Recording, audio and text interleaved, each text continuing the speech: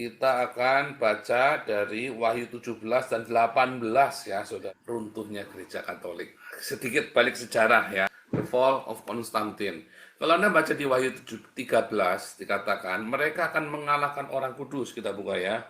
Wahyu 13. Lahirnya Islam, Islam itu nanti diperkenankan untuk berperang melawan orang-orang kudus dan untuk mengalahkan mereka, dan kepadanya diberikan kuasa atas setiap suku dan umat dan bahasa dan bangsa. Tadinya Islam itu hanya orang-orang Arab saja, Saudara. Kemudian ketika Islam mengalahkan Konstantinopel tahun 1453, kemudian Islam bisa ke seluruh dunia, masuk ke Indonesia, mulai ya cokol kekuatannya ya, menjadi euforia bagi Islam. Bahkan kerajaan-kerajaan Islam Nusantara kiblat atau membayar upeti kepada keemiran dari Ottoman. Semua kerajaan Islam dari Aceh, dari Sabang sampai Merauke, mungkin ada kerajaan Islam dari mulai kerajaan Islam Aceh sampai ke Ternate Tidore itu membayar upeti ke Ottoman Turki. Karena saking hebatnya ini, Saudara. Berita ini heboh sekali, berhasil mengalahkan Kristen, Saudara ya. Wah, kerajaan Islam akhirnya bisa mengalahkan Kristen. Kristen hancur katanya kan. Fall of Constantinople ya, tahun 1453 ya, setelah 53 hari perang ya, dikepung. Yang mengalahkan adalah Sultan Mehmed, usianya 21 tahun. Kok bisa menang ya lawan Kristen ya, Saudara ya? Sebenarnya hanya merebut pepesan kosong, Saudara. Ya, 201 sebelumnya pasukan salib yang terakhir itu sudah mengalahkan Bizantin, sudah hancur. Jadi Bizantin ini dikalahkan, diserbu sendiri oleh Crusaders, oleh pasukan salib yang terakhir dari Prancis ya, ini ya 1204 ya, dan ditandai the culmination of fourth crusade, crusader yang keempat. Crusader suck the destroy most, sebagian besar Konstantinopel dihancurkan, the capital of Byzantine Empire. After the capture of the city, diambil alih ya, the Latin Empire, known to Byzantine as the Francocratia or Latin occupation, was established, and Baldwin of Flanders crowned as Emperor Baldwin of Constantinople in Hagia Sophia. After the city sacking, most of the Byzantine territories were divided up among Crusaders. Byzantine aristocrats also established a number of small independent. Jadi sudah terpecah-pecah ya si Byzantine ini ya. Terus, however, the restored empire never managed to reclaim all its former territory or attain its earlier economic strength, and it gradually succumbed to the rising Ottoman Empire over the following 2 centuries. Ya, akhirnya kalah, Saudara ya. Penaklukan Bizantin oleh Islam, oleh Ottoman Empire ini, karena si Bizantin itu udah lemah sekali. Mustahil Bizantin itu bisa dikalahkan oleh Islam kalau sebelumnya belum dihancurkan. Di dalamnya itu udah remuk semua, di dalamnya Konstantin, dan uskup-uskupnya udah korup semua, bishop-bishopnya udah korup semua, pendeta-pendeta ortodoks ya, itu ya zamannya, itu mereka itu adalah ortodoks ya, yang sekarang jadi ortodoks, gereja ortodoks atau gereja timur. Saudara lihat ya, ini ya the chain ya, lihat ini rantainya ya, Saudara ya. Jadi mereka pertahanannya cuma rantai ini aja, Saudara ya. Kalau rantai ini udah kalah ya sudah pasti kalah mereka. Yang mereka bisa 53 hari mereka bisa bertahan, diserang. Pokoknya si Ottoman ini bagaimana cara bisa masuk ke dalam tanpa perlawanan. Yang penting bisa ngalahkan rantai ini, Saudara ya. Si orang-orang Ottoman ini kan pakai kapal dia kan. Pasukannya pakai kapal, dia kudu melewati rantai ini. Nah, ini rantainya sebesar ini, Saudara ya. Akhirnya karena mereka tidak bisa mematahkan rantainya, mereka muter naik pohon tuh ya, Saudara ya. Muter ke hutan. Ini kan kapalnya tuh mau mengepung dari sebelah satunya, maka dia harus naik. Ini rantainya sebesar ini, Saudara ya. Nah, ini rantainya segede gini ya, segede gaban begitu, Saudara ya. Jadi kalau rantainya udah putus ya sudah kalah. Udah cuma itu saja. Jadi sebetulnya Islam itu ketika menguasai Konstantinopel itu ya pepesan kosong. Sudah selesai. Karena sudah selesai di tahun 1204 itu, Konstantin itu sudah hancur di dalamnya. Makanya ketika Islam masuk ya kalah. Itu yang dinubuatkan dalam Wahyu 13. Ya, mereka akan mengalahkan orang-orang kudus dengan apa? Pedang. Orang-orang Islam ini Wahyu 13. Konstantin ini terjadinya di awal ya, awal Islam. 700 tahun kemudian baru bisa. Islam itu butuh 700 tahun buat mengalahkan pepesan kosong Konstantinopel. Kalau siapa itu namanya, Robert Spencer ya. Robert Spencer ini bilang saudara ya, kalau saja Vatikan mengirimkan pasukan, memerintahkan pasukan pergi untuk berperang melawan Ottoman, nggak mungkin Islam bisa menang. Tetapi waktu itu gereja Barat dan gereja Timur. Gereja Barat itu Vatikan di Roma, gereja Timur itu Bizantin Ortodoks. Gereja Barat ini, jadi tahun 1000 ada Great Schisma, ya, ada pemisahan tahun 1000 Ortodoks dengan Katolik.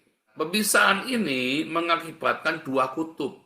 Kalau ada kerajaan mau mentahbiskan seseorang jadi raja, minta restunya sama paus yang di Roma atau paus yang di Konstantin. Karena seluruh kerajaan Eropa itu kan tadinya di bawah Bizantin. Kemudian kerajaan Roma Barat ini menjadi makin kuat. Maka dia bikin ya Vatikan ini ya. Vatikan ini makin lama makin kuat, makin kuat. Waktu terjadi perang salib itu dominansinya dia tahun 700 sampai 900 ya, perang salib itu kan tahun 900. Kemudian atas perintah dari Paus Urban ya untuk melakukan perang salib dikirim ke Yerusalem. Pasukan salib yang terakhir ya si Bizantin ini janji mau ngasih akomodasi, nggak dikirim saudara, ingkar janji. Makanya terjadi brutal sekali pasukan salib yang keempat ini, dia serbu itu Bizantin ya, dirampok semua, habis semua. Itu yang terjadi saudara ya di dalam Wahyu 13. Itulah sebabnya bisa dikalahkan sama Ottoman Turki. Kalau Vatikan ngirim pasukan salib untuk belain Bizantin, nggak bakal runtuh ke tangan Islam. Jadi sengaja dibiarkan supaya jangan ada dua kutub. Sejak itu pengaruh dominansi dari Paus itu makin besar, tapi nggak lama. 100 tahun kemudian Martin Luther ya saudara ya. Memang Tuhan itu berkehendak. Hari ini di abad ke-21 ini ya, maka akan nubuatan lain yang di dalam Wahyu 17 tadi, 17 dan 18 ya. Di dalam Wahyu 17, datanglah seorang dari ketujuh malaikat yang membawa 7 cawan itu. Jadi, waktu 7 sangkakala dan 7 itu ya, 7 sangkakala dan 7 cawan di tengah-tengah itu ya. Lalu salah satu malaikat itu datang ya, berkata kepada Yohanes, "Mari sini, aku akan menunjukkan kepadamu putusan atas pelacur besar yang duduk di tempat yang banyak airnya. Dengan dia raja-raja bumi telah berbuat cabul dan penghuni bumi telah mabuk oleh anggur percabulannya." Saudara, ini adalah sebuah metafora, saudara ya. Lihat, dari mana kita tahu? Karena dalam roh aku dibawanya ke padang gurun, dan aku melihat seorang perempuan duduk di atas seekor binatang merah ungu, yang penuh tertulis nama-nama hujat. Binatang itu memiliki 7 kepala dan 10 tanduk. Ya, perempuan itu memakai kain ungu, ada binatang ya. Ada perempuan duduk di atas binatang merah ungu. Binatang itu 7 kepala dan 10 tanduk. Ingat, binatang dengan 7 kepala dan 10 tanduk adalah Islam. Ya. Tapi ini ada perempuan duduk di atasnya. Duduk nunggangin orang Islam ini, saudara ya. Dan perempuan itu memakai kain ungu dan kain kirmisi yang dihiasi dengan emas, permata, mutiara. Di tangannya ada suatu cawan emas penuh dengan segala kekejian, kenajisan percabulannya. Dan pada dahinya tertulis suatu nama, suatu rahasia. Babel besar, bukan Babel ya, tapi ini Babel besar. Ya, ibu dari wanita-wanita pelacur dan dari kekejian bumi. Dan aku melihat perempuan itu mabuk oleh darah orang-orang kudus dan darah saksi-saksi Yesus, saudara. Perempuan itu mabuk oleh darah orang-orang kudus dan darah saksi-saksi Yesus. Dan aku melihatnya, aku sangat heran. Lalu kata malaikat itu kepadaku, "Mengapa engkau heran? Aku akan mengatakan kepadamu rahasia perempuan itu dan rahasia binatang yang memikulnya, binatang yang berkepala 7 dan bertanduk 10. Adapun binatang yang telah kau lihat itu adalah ada namun tidak ada. Ia akan muncul dari jurang maut. Ada namun tidak ada. Ia akan muncul dari jurang maut. Telah ada namun sekarang ini nggak ada. Dia akan muncul dari jurang maut." Jadi zaman Yohanes nggak ada tuh. Ya, zamannya Yohanes nggak ada, nggak ada Islam di zaman Yohanes. Ya, tapi telah ada. Kenapa? Karena itulah Lucifer, saudara ya. Lucifer, itulah Helel Ben Sakar. Wah, latah bilang Lucifer. Bukan Lucifer, saudara ya. Hapus kata-kata Lucifer dari otakmu itu, saudara ya. Itu punya Satan. Hillel bin Sakar yang benar, Yesaya 14 ayat 12. Hillel bin Sakar itu telah ada, namun zaman kamu itu dia tidak menampakkan dirinya, ia ada di dalam jurang maut. Dan bila itu akan muncul dari jurang maut, saudara.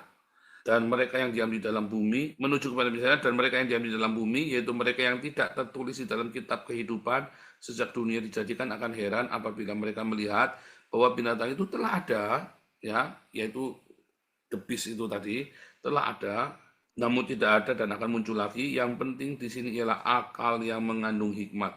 Ketujuh kepala itu adalah 7 gunung di atas yang perempuan itu duduk. Ketujuhnya adalah 7 raja. 5 diantaranya sudah jatuh, yang satu ada dan yang lain belum datang.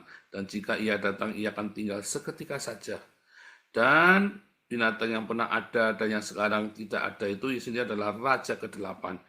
Dan namun demikian satu dari ketujuh itu, dan ia menuju kepada kebinasaan. Ke-10 tanduk yang telah kau lihat adalah 10 raja yang belum mulai memerintah. Tetapi 1 jam lamanya mereka akan menerima kuasa sebagai raja bersama dengan binatang-binatang itu. Saudara, kejayaan Islam itu hanya sekejap, saudara ya. 1 jam lamanya itu cuma sebentar, maksudnya ya. Islam itu berkuasa itu hanya sebentar saja ya, saudara. Itu zamannya siapa, saudara?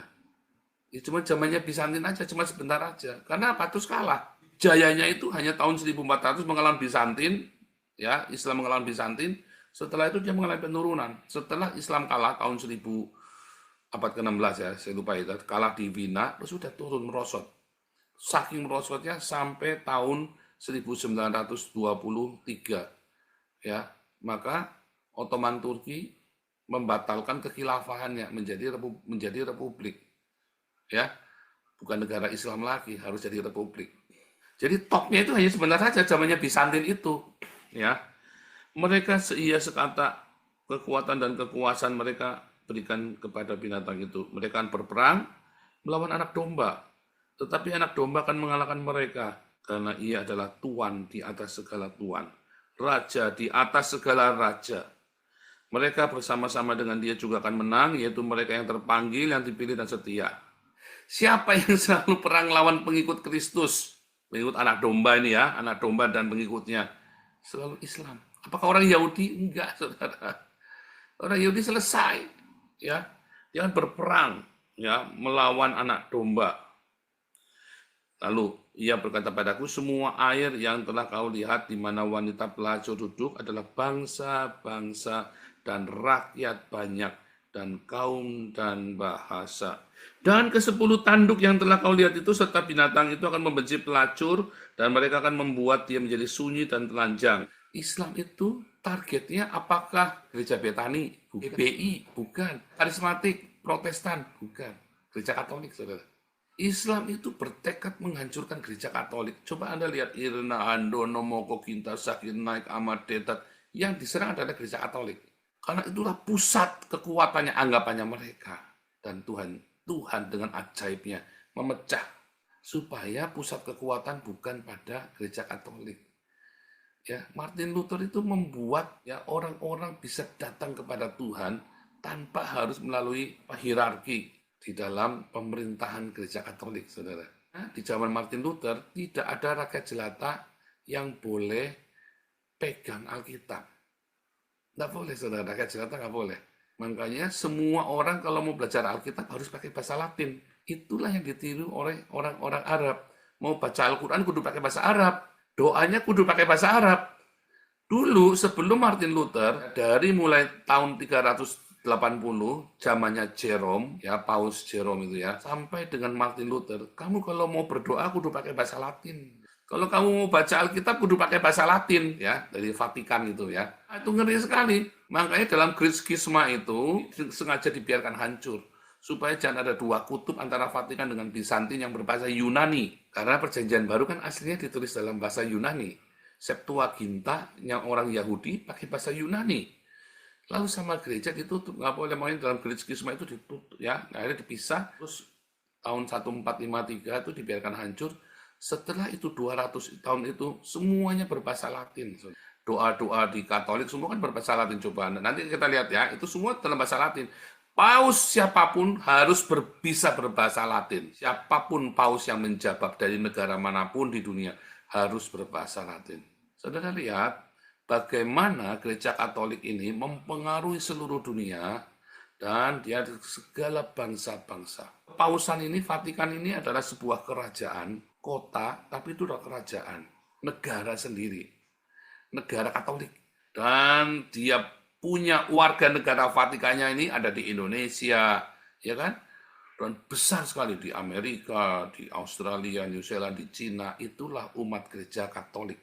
Warga negara Vatikan itu. Itulah segala bangsa, rakyat, banyak kaum dan bahasa. Bahasa Cina, bahasa Inggris, bahasa Indonesia, bahasa Arab.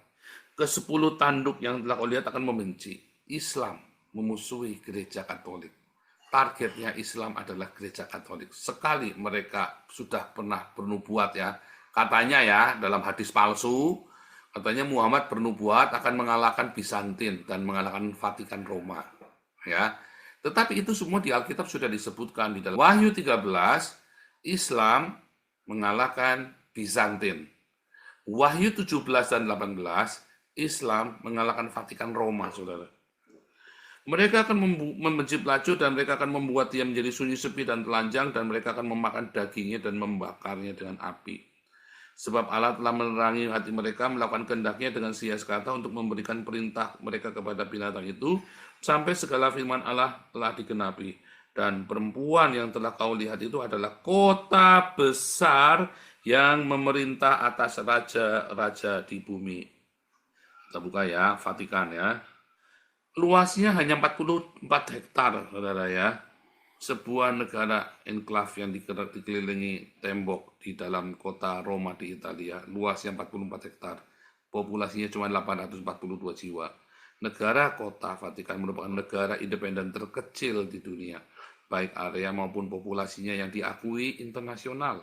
Negara ini berbentuk eklesiastik atau monarki sakramental. Diperintah uskup Roma yaitu Paus. Para pejabat tertinggi negara ini semua adalah klerus Katolik. Istilah negara kota berbeda dengan tata suci, Sancta Sedes. Namun kadang digunakan secara kolektif, tahta suci. Berasal dari Kristenan awal, tahta episkopal. Ya, utama dari 1,4 miliar penganut Katolik Timur dan Latin di seluruh dunia yang sejak awal pendiriannya memang berada di tempat yang sama, yaitu di sekitar Bukit Vatikan. Negara kota yang independen ini di sisi lain terbentuk tahun 1929 melalui perjanjian Lateran. Artinya dikonfirmasi kembali ya, setelah di era modern abad ke-20, maka dijadikan negara tersendiri. Ya, perjanjian Lateran antara tata suci dan Italia berbicara tentang pendirian ini sebagai suatu ciptaan baru, bukan sebagai sisa-sisa negara gereja yang jauh lebih besar. Ya, menurut perjanjian tersebut, tata suci memiliki kepemilikan penuh, kekuasaan eksklusif, yurisdiksi, dan otoritas yang berdaulat atas negara kota. Kota Vatikan berisi situs keagamaan budaya seperti Basilika Santo Petrus, Kapel, Museum Vatikan, ketiganya memiliki berbagai lukisan, batan, dan seterusnya. Kota Vatikan pertama kali digunakan dalam perjanjian Lateran ditandatangani 11 Februari 1929 yang mendirikan negara-negara modern yang dinamai dari Bukit Vatikan, lokasi geografis negara di dalam kota Roma. Vatikan berasal dari nama pemukiman Etruria, Vatica atau Vaticum yang terletak di wilayah umum orang Romawi disebut Ager Vaticanus atau wilayah Vatikan. Nama Italia kota ini adalah Città del Vaticano atau lebih formalnya Stato della Città del Vaticano, negara kota Vatikan. Nama latinnya adalah status civitatis Vaticanae. Ya, nama ini digunakan dalam dokumen resmi dalam tahta suci gereja dan paus. Ya, tahta suci, saudara ya. Nama Vatikan sudah digunakan tadi ya. Sebuah daerah Sungai Tiber di seberang kota Roma terletak di antara Ianiculum, Bukit Vatikan, Monte Mario, turun ke Bukit Aventine. Selama masa Kaisar Romawi, banyak villa dibangun di sana, ya. 14 sebelum Masehi sampai 33 Masehi zaman Yesus ya. Sedangkan kita patokannya dari tahun 300 ya. Obelis Vatikan, ya, obelis Vatikan di lapangan Santo Petrus adalah sisa terakhir terlihat dari Sirkus Nero. Obelis ini dulu adalah obelis itu untuk pemujaan kepada dewa-dewa, saudara ya. Coba kita lihat negara kepausan. Paus secara bertahap memiliki peran sekuler sebagai gubernur wilayah dekat Roma. Pemerintah negara kepausan, ya. Lihat, unifikasi Italia, sebentar, perjanjian Lateran Perang Dunia Kedua, tata suci yang memerintah kota Vatikan menerapkan kebijakan netralitas selama Perang Dunia Kedua di bawah pimpinan Paus Pius. Meskipun pasukan Jerman memiliki kota Roma setelah kejahatan senjata Kasipil 43, ya mereka menghormati kota Vatikan sebagai netral. Terus ya, pasca perang. Dan kalau Anda lihat, ya ini kotanya cuma segini aja ya. Ini kotanya nih. Yang merah ini Gereja Santo Petrus. Semua negara demokrasi yang mayoritas penduduknya bukan Islam, maka mereka akan bergantung dengan Vatikan ini, saudara. Dan mereka takluk. Bahkan Donald Trump itu takut sama Vatikan, saudara. Donald Trump pun takut. Ada dua hal yang akan membuat kamu bisa jadi presiden Amerika. Satu, dukungan dari gereja evangelikal. Kedua, dari gereja Vatikan. Dan kalau kamu dari partai Republik, pendukungmu biasanya dari gereja evangelikal. Kalau kamu dari Demokrat, pendukungmu biasanya dari Vatikan. Joe Biden itu ya, itu pendukungnya dari Vatikan. Donald Trump, pendukungnya dari gereja evangelikal. Ya, selalu begitu, itu seperti Protestan melawan Katolik ya, tetapi mereka tidak berperang satu sama lain, tapi mereka berebut pengaruh. Donald Trump didukung oleh orang-orang evangelikal, nubuatan-nubuatan yang aneh-aneh itulah. Joe Biden didukung oleh gereja Vatikan. Baik itu evangelikal, Vatikan, mereka saling menghormati satu sama lain, dan keduanya sama-sama menghormati Paus ini, saudara ya. Orang Protestan, Pentakosta, Karismatik bagaimanapun juga kalah auh sama Paus ini, kalah auh karena bagaimanapun juga kita semua berasal dari gereja yang sekarang disebut Katolik. Di akhir zaman, di masa Perang Dunia Ketiga, kalau Anda melihat di hari-hari ini, Vatikan ini merajalela ke daerah-daerah orang Islam, saudara ya. Mereka punya satu propaganda bahwa Islam, Kristen, Yahudi itu bersaudara semua. Propagandanya cukup sukses. Ya, dari zaman Konsili Vatikan kedua ini ada satu jargon yang cukup menarik.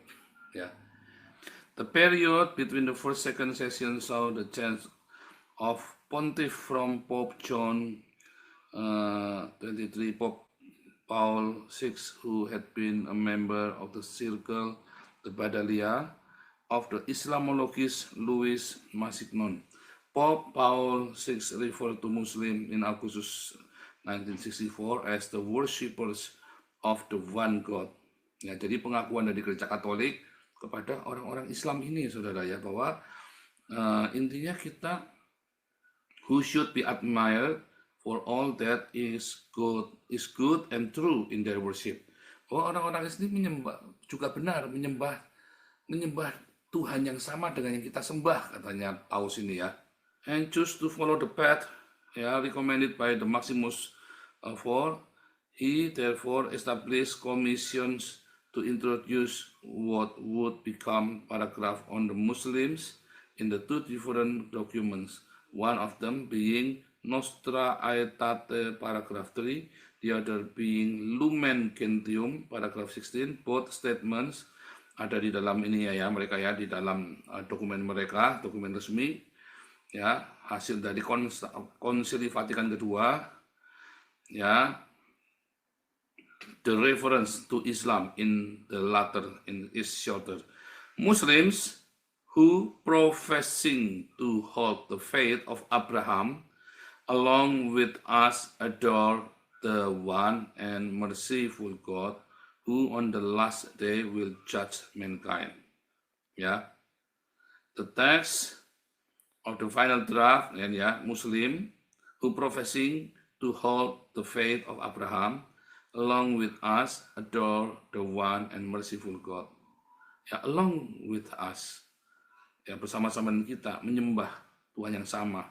Text and the final draft of Nostra Aetate Oratrasis Massignon influence. The reference to Mary, for example, resulted from the intervention Joseph Emmanuel Disputi, the Latin Archbishop. Lihat the commendation yang terakhir ya. In Lumen Gentium, the Second Vatican Council declares that the plan of salvation, rencana penyelamatan juga melibatkan orang-orang Islam karena mereka juga mengakui ya tentang monoteisme. Jadi Kristen dengan Islam itu ya sama-sama selamat, intinya begitu saudara ya. Itulah yang tadi disebut dengan pelacuran yang luar biasa dari gereja Katolik. Ketika gereja mengakui antikristus sebagai sahabatnya, apakah seluruh orang Katolik demikian? Mengerti? Enggak, saudara ya. Saya tidak berkata bahwa Katolik ini adalah antikristus. Sekali lagi bukan. Mengapa? Karena pernah saya tunjukkan lagi ya, di dalam gereja Katolik ini ada perang, saudara ya. Vatileaks skandal, battle between good and evil in the Catholic Church. Ya, orang ini ya. Ada perang besar ya antara kebaikan dan kejahatan di dalam gereja Katolik. Dan kita tidak tahu yang mana ngelawan yang mana, saya tidak tahu. Dan kita semua tidak ada yang tahu. Hanya mereka sendiri di dalam, bahkan orang Katolik aja nggak ada yang tahu. Yang tahu hanya pengurusnya mereka, hanya para pejabatnya mereka. Kalau Anda ngelihat filmnya Godfather itu, ternyata banyak menteri-menteri di Vatikan yang terlibat di dalam praktek-praktek mafia juga. Ngeri juga. Itulah yang disebut melacurkan diri, saudara. Lalu orang-orang Islam ini, lihat ya, dengan propaganda, ya kita ini menyembah Tuhan yang sama, ya kan? Dan kamu juga bisa selamat, kamu juga masuk surga. Akhirnya sih kemudian orang-orang Islam ini membuka diri bagi gereja Katolik, ya kan? Dan saudara lihat hari ini semua negara-negara Islam membuka diri bagi gereja. Oh, itu positif. Bagaimanapun juga Injil sudah diberitakan, ya kan, ke dalam negara-negara itu. Dengan apapun maksudnya, tujuannya politik lah, apalah segala macam. Tetapi Tuhan kemudian akan menyingkapkan ke orang-orang Islam ini untuk jadi perlawanan. Sekarang ini sejak tahun 1500, sejak abad ke-16, kekalahan Ottoman di Wina, sampai dengan hari ini, maka gereja Katolik itu nunggangin orang Islam, saudara. Karena kolonialisme, imperialisme Barat itu telah menaklukkan Islam, dan dimanapun Islam berada, dimanapun Islam, mereka semua di bawah kakinya orang-orang Barat ini, yang didominasi oleh gereja Katolik Roma, ya.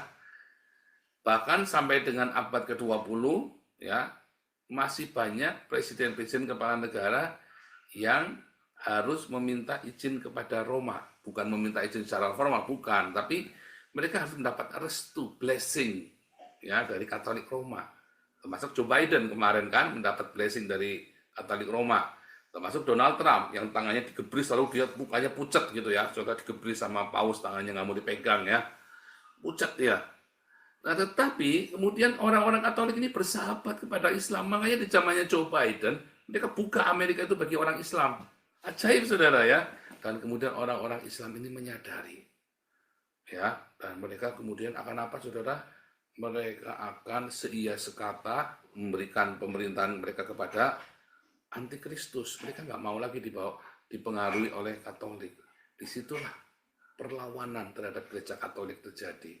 Jadi gereja Katolik yang sudah merangkul Islam, ya, dan cukup sukses. Kita lihat gereja Katolik merangkul Islam dengan cukup sukses, saudara ya, di negara-negara Arab ini ya.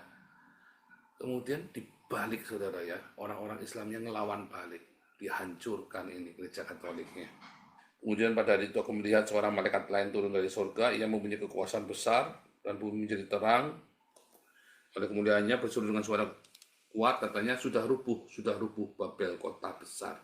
Ia telah menjadi tempat kediaman roh-roh jahat dan tempat bersembunyi semua roh najis dan tempat bersembunyi segala burung najis yang dibenci segala bangsa telah minum dari anggur hawa nafsunya dan raja-raja di bumi telah berbuat cabul dengan dia.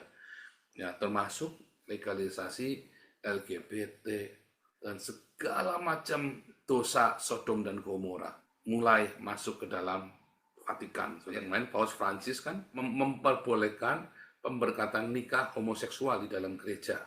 Yang disebut dengan pelacuran Babel besar. Karena semua agama berasal dari Babel besar. Ciri khas negara Babel ya, agama Babel ya, selalu punya apa saudara menara. Ya, semua agama-agama Babel, semua agama di seluruh dunia itu lahir di Babilonia, saudara. Hindu, ya kan? Hindu kan dari Zoroaster. Zoroaster kemudian berasal dari mana? Dari Babel. Zoroaster orang Elam tadinya ya, dari Babel, saudara. Buddha berasal dari Hindu. Islam punya menara dari Babel. Islam itu bukan dari Mekah, dari Babel. Islamic Golden Age itu di Babel. Makanya Quran segala macam itu ditulisnya di Babilonia, bukan di Mekah, saudara. Tidak ada, saudara. Termasuk gereja Katolik ada menaranya. Karena itulah. Kenapa? Karena dulu gereja Katolik itu ya mengadopsi budaya Babel, budaya pagan Helenis. Helenis itu ya, yang namanya Helenis itu adalah di wilayah Babilonia, Mesopotamia sampai ke wilayah ini ya saudara ya, sampai ke wilayah Yudea. Itu menjadi wilayahnya Helenis. Ya, karena kerajaan Yunani kan pecah jadi 4, Helenis, Alexandria, ya, Makedonia, dan Athena. Nah, Helenis inilah yang kemudian menjadi budaya Babel. Nah, semua agama di dunia itu berasal dari Babel, dari zamannya Nimrod, turun. Monoteisme itu berasal dari Babilonia, saudara. Nimrod itu penganut monoteisme. Orang Yahudi bukan monoteisme, saudara ya. Orang Yahudi itu monolatri. Sudah saya bilangin bolak-balik ya, apa bedanya monoteisme dengan monolatri, saudara ya. Latria itu ibadah, monoteisme itu tiada Tuhan selain Allah itu. Tetapi kalau monolatri, the belief in the existence of many gods, but with the consistent worship of only one deity. Nimrod berkata tidak ada Tuhan selain Tuhan yang dia sembah. Termasuk Nebukadnezar, kamu tidak boleh menyembah Tuhan, ya tidak ada Tuhan lain, yang boleh ya Tuhannya saya. Kalau kamu menyembah Tuhannya tak bunuh kamu. Karena mereka monoteisme. Nimrod, Nebukadnezar, Islam itu adalah monoteisme. Tetapi orang Yahudi itu bukan monoteisme, tetapi monolatri. Ada banyak dewa di muka bumi ini.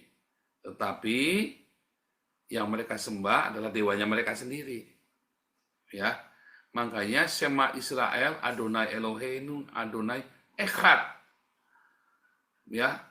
Bukan Yahid, bukan tunggal, bukan Yahid. Tapi Adonai Echad yang itu. Ada banyak Elohim. Elohim itu kan plural kan?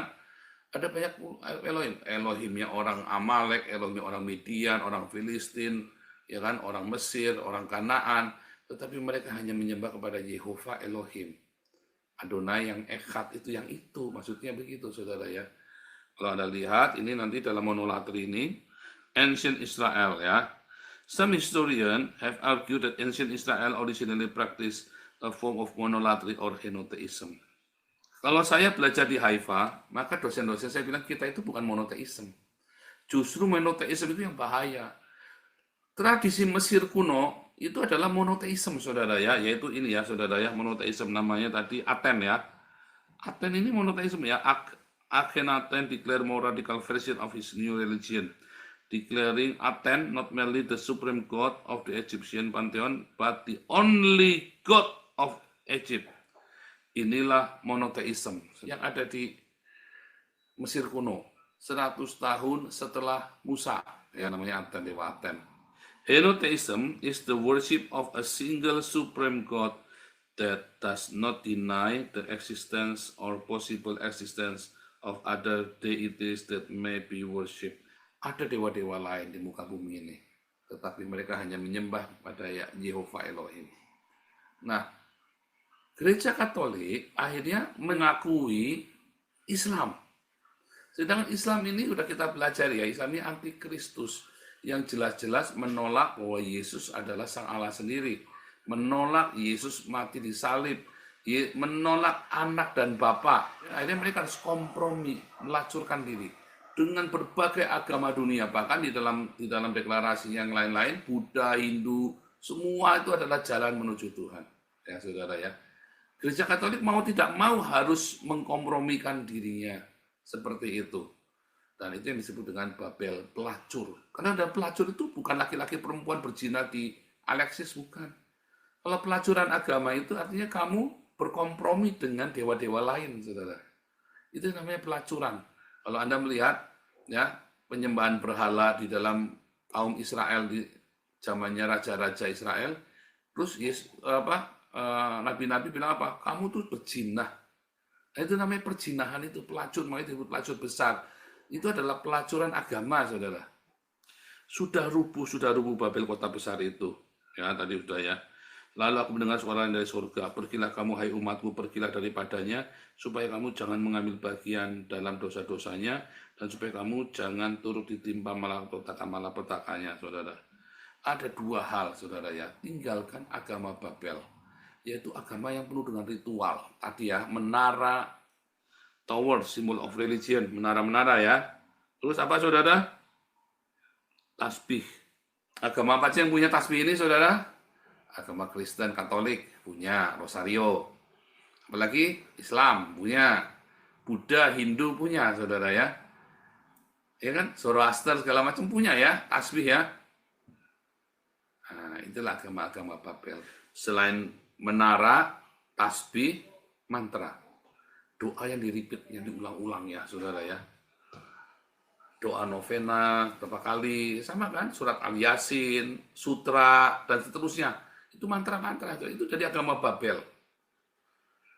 Nah, nanti ada namanya sinkretisme itu tadinya di zamannya Yohanes itu ada sinkretisme ya. Tetapi nanti di akhir zaman ini kita akan mengalami sinkretisme lagi, saudara ya. Semua agama itu banyak jalan menuju Roma, banyak jalan menuju sorga. Nah, ini akan terjadi, saudara. Nah, ini nanti di akhir dari Perang Dunia Ketiga. Oh, saudara, nanti dulu ya, sebentar, satu lagi ketinggalan informasi. Saudara, gereja Katolik dan gereja Kristen ini pernah perang ya. Darah orang-orang kudus ini di tangan gereja loh, saudara. Gereja ini yang memerintahkan pembunuhan kepada orang-orang yang tidak sama dengan gereja. Dan kadang-kadang orang-orang ini adalah nabi-nabi yang diutus oleh Tuhan untuk mempertempatkan gereja. Ya kan? Gereja Katolik ini yang memerintahkan pembunuhan kepada orang-orang ya yang tidak sama. Pasukan salib ini ya, saudara, yang ngeri ya, saudara, banyak yang mati gara-gara pas dibunuh oleh pasukan salib yang terakhir ini. Dan bahkan gereja menghukum mati siapa itu, saudara, yang bilang yang teori heliosentris, jadi lupa, Kopernikus ya. Termasuk Kopernikus pun dibunuh oleh gereja. Banyak orang-orang yang baik, orang-orang yang menyatakan kenabian kepada gereja itu malah dibunuh oleh gereja. Dan banyak para orang-orang yang mati di tangannya gereja, saudara. Walaupun di tangannya Islam lebih banyak lagi, tetapi itu bukan kehendak Tuhan. Ya, melakukan pembunuhan itu bukan. Darah orang kudus itu di tangannya gereja banyak ya. Sampai kebangkitan enlightenment itu tadi ya, enlightenment terjadi era abad pencerahan, abad ke-18, dan ada Great Awakening ya. Dan gereja Katolik kemudian ditinggal ya. Sejak Enlightenment itu dan Great Awakening, gereja Katolik itu pudar. Apalagi banyak skandal ya, banyak skandal-skandal. Sekali lagi, saudara ya, ini bukan, saya tidak bicara gereja Katolik, orang Katolik, tapi saya lagi jadi nubuatan akan terjadi. Apakah Katolik jelek? Oh tidak, saudara. Saya kan selalu bilang, Paus Francis dan Mother Teresa adalah teladan saya, saudara ya. Saya mengatakan ini sangat hati-hati sekali supaya kalian orang-orang Katolik ya tidak berprasangka, dan tidak orang-orang Kristen yang non Katolik tidak berkata menuduh kayak kemarin ya, beberapa orang menuduh Katolik asli. Oh bukan, saudara, bukan. Tetapi gereja Vatikan ini nanti akan disebut dengan Babel, pelacur besar. Agama-agama Babel, dia berkompromi. Dan disitulah bangsa-bangsa tadi itu ya, segala bangsa, kota besar yang memerintah segala bangsa. Dan dia melacurkan diri dengan bangsa-bangsa, dengan agama-agama. Bangsa itu kan juga cita agama, etno kan, itu juga cita agama loh. Kamulah bangsa terpilih, katanya Petrus. Kamu dari Yunani, Yahudi, ya kan, orang Roma, orang Skit, orang Barbar, kamu jadi Kristen, kamu adalah bangsa terpilih. 1 Petrus ayat 9, itu yang maksud agama-agama. Islam, kamu jadi Islam ya, kamu jadi Arab, itulah bangsa. Bangsa-bangsa itu agama-agama maksudnya ya, saudara ya. Larikanlah, pergilah umatku, pergilah daripadanya, janganlah ambil bagian dalam dosa-dosanya. Artinya apa, saudara? Kamu jangan kompromi, saudara, bahwa tidak ada keselamatan selain di dalam Yesus. Jangan pernah kompromi dengan pesan ini. Tidak ada keselamatan di luar Yesus Kristus, saudara. Kalau kamu kompromi dengan ini, kamu akan ditimpa malapetaka, saudara. Tadi 7 cawan murka Allah. Ingat ya tentang minyak urapan yang adalah agape. Tapi kamu lakukan itu bukan berarti kamu harus kompromi dengan agama-agama lain. Tinggalkanlah semua ritual dan simbol-simbol itu kalau perlu. Karena di akhir zaman ini, saudara, kamu tidak perlu semuanya itu.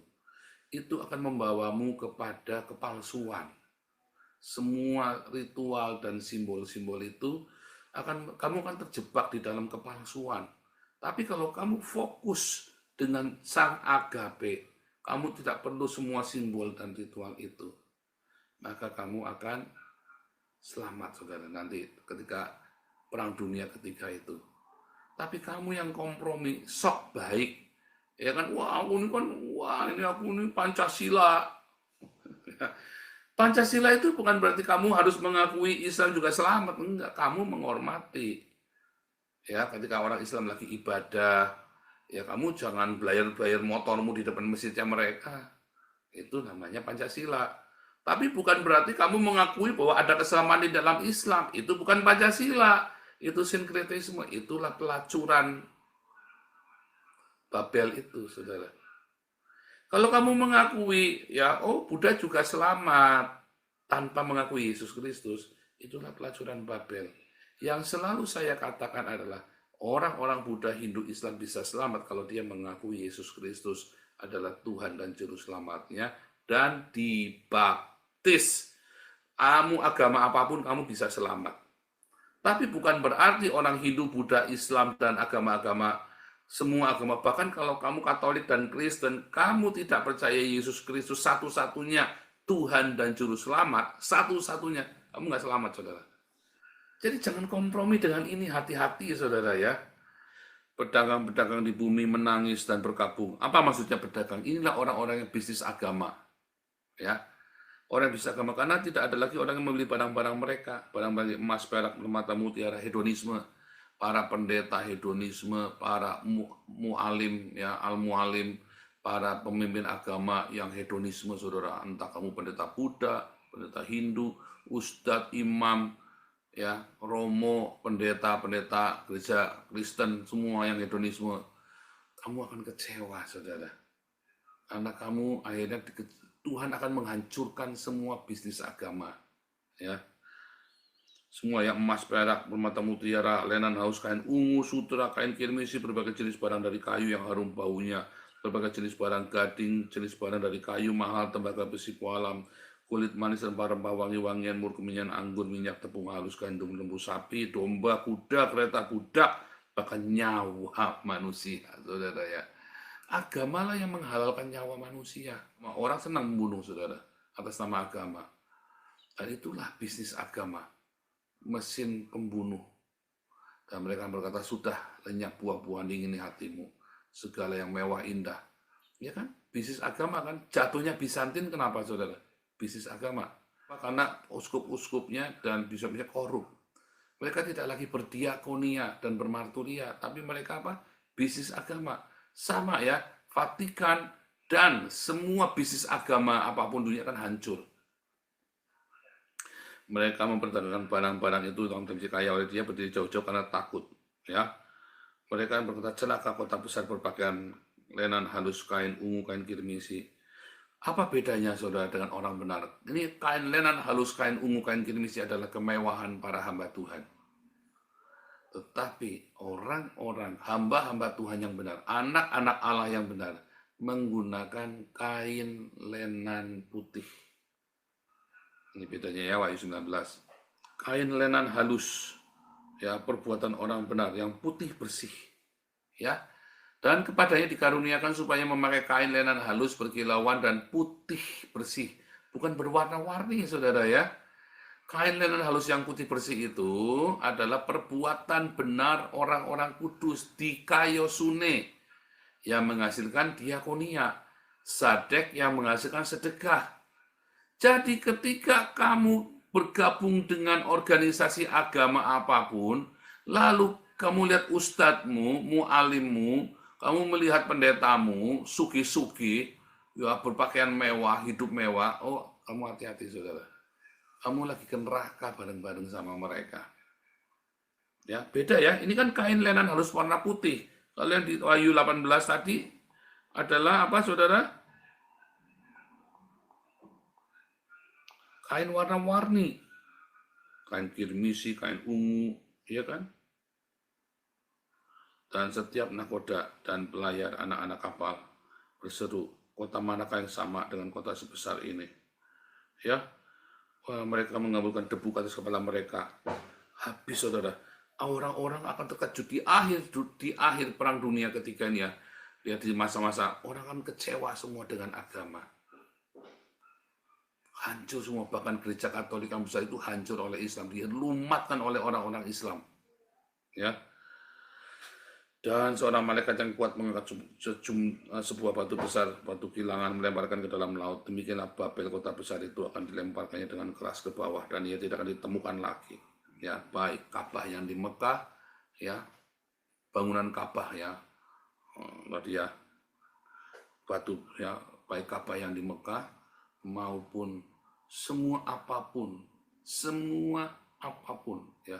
Kalau bilang batu kilangan itu saudara ya, ingat ketika Tuhan Yesus berkata, kalau ada orang yang menyesatkan kamu, lebih baik apa saudara? Lehernya dijerat dengan batu kilangan, lalu lempar ke laut. Ya, para penyesat ini saudara yang dimaksud. Para penyesat ini, baik Ka'bah yang di Mekah itu, artinya simbol-simbol agama itu, para penyesat ini akan dilempar ke dalam laut. Artinya laut itu apa saudara? Dunia orang mati. Ya, semua penyesat, semua para orang-orang agama itu akan dilempar ke dunia orang mati. Itu yang dimaksud saudara ya. Para penyesat ini akan dilempar, penyesat agama ya. Gilbert dan yang lain-lain yang termasuk ya. Gilbert lah, si Abdul Somad, ya kan. Oke, semua pemimpin-pemimpin agama yang hedonisme itu, yang menyesatkan umatnya. Termasuk si Geren juga saudara ya, orang-orang kayak begitu tuh. Dan suara pemain kecapi, penyanyi peniup seluruh sakral tidak akan kedengaran lagi. Nggak ada ya. Nah, dan tidak ada suara kilangan, tidak ada lagi. Dan cahaya lampu tidak akan bersinar lagi. Udah habis, tidak ada agama di dunia. Di akhir perang dunia ketiga itu kamu tidak akan ketemu agama apapun lagi. Orang semua hilang percaya, udah hilang. Nggak ada agama, ternyata bullshit semua, kosong semua ya. Di dalam itu darah nabi-nabi dan orang-orang kudus. Di mana saudara? Itulah agama yang menanggung darah para nabi dan orang-orang kudus, darah semua orang yang dibunuh di bumi, karena penyesatan agama itu tadi untuk bisnisnya mereka. Apa yang harus kita lakukan saudara? Tadi, satu, kamu harus tetap hidup bersahaja. Ya, hati-hati dengan gaya hidup mewah. Karena pakaianmu adalah kain lenan putih, yaitu dikaiosune yang menghasilkan diakonia, sadek yang menghasilkan sedekah. Ya, bersahaja dalam hidupmu itu penting, saudara. Jangan bermewah-mewah. Karena untuk kamu bisa mempersiapkan diri masuk di dalam masa-masa yang ngeri dalam perang dunia ketiga itu, kamu harus hidup sederhana, belajar hidup sederhana, supaya saatnya itu tiba kamu tidak stres. Nah, kelebihanmu itu kamu gunakan untuk berdiakonia, bersedekah, ya, memberitakan Injil yang benar, perbuatan baik orang kudus. Wahyu 19 ayat 18, kepadanya dikaruniakan supaya memakai kain lenan halus yang berkilau-kilau dan yang putih bersih. Lenan halus adalah perbuatan benar orang kudus. Diakonia kita akan dikenakan badan kita ketika kita datang kepada surga. Ketika kita datang kepada Yesus, Yesus datang, kita menggunakan baju pesta. Baju pesta kita itu adalah kain lenan halus putih, yaitu diakonia kita, saudara. Marturia kita, diakonia kita, itulah perbuatan benar orang kudus itu. Ketika Yesus cerita ada orang bikin pesta, lalu semua diundang, ada satu yang nggak pakai pakaian pesta, artinya ada satu yang tidak berdiakonia. Hati-hati.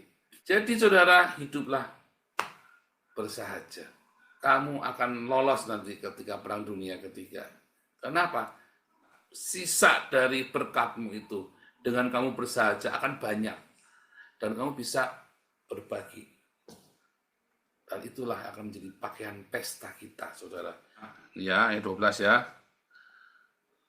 Hai saudara, bagaimana engkau masuk kemari dengan tidak mengenakan pakaian pesta? Nggak bisa jawab kamu, saudara.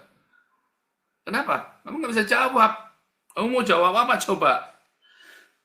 Ya, ketika raja itu untuk masuk bertemu, raja masuk bertemu dengan tamu-tamu itu, ia melihat seorang yang tidak berpakaian pesta. Jangan-jangan Anda yang tidak berpakaian pesta.